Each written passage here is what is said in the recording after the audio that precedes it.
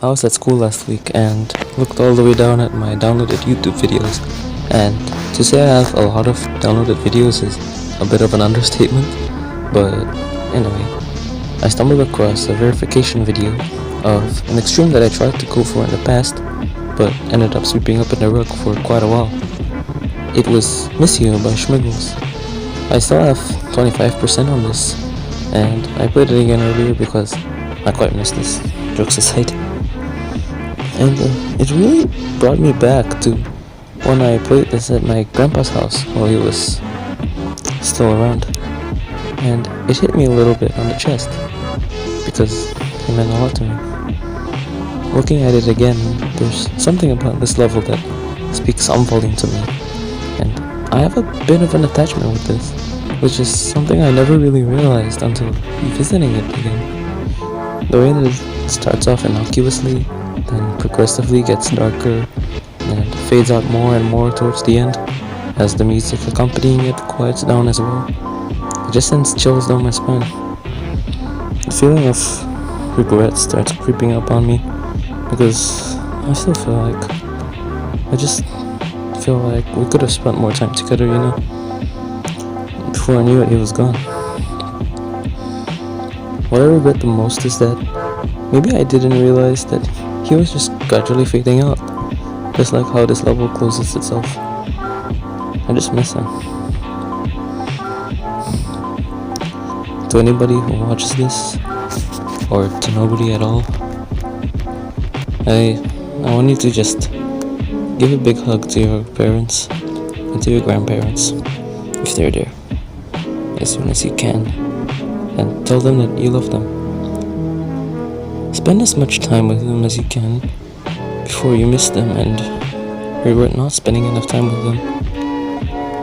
Man, I still love this novel though. I found it super creative and quite fun once you know what you're doing, but it just keeps creeping up on my shoulder. The way it already establishes its dark atmosphere from the very beginning, as if there was no hope to begin with, as if I could never escape the fact that I wouldn't regret anything. And it's a bit true for me, because I beat up myself for just about everything, even if there are things that I wouldn't have been able to do anything about. I always find a reason to hate on me. I should have at least spent more time with him, and ever since he passed, things felt different. As I had been staying in his house the month prior to this, it did feel as if a part of this house had been taken away from him. A good big part of it. He would also go around to keep things in order, putting things in the right place, unfolding tablecloths, and always telling me to turn off the light in the bathroom if I ever forget to. Ever since then, I don't think I've ever done that, ever. Sometimes I just look back at those times when I was much younger, living elsewhere, and visit his house every weekend or so. What really scares me the most is not spending enough time with my parents in the future and regretting it for the rest of my life.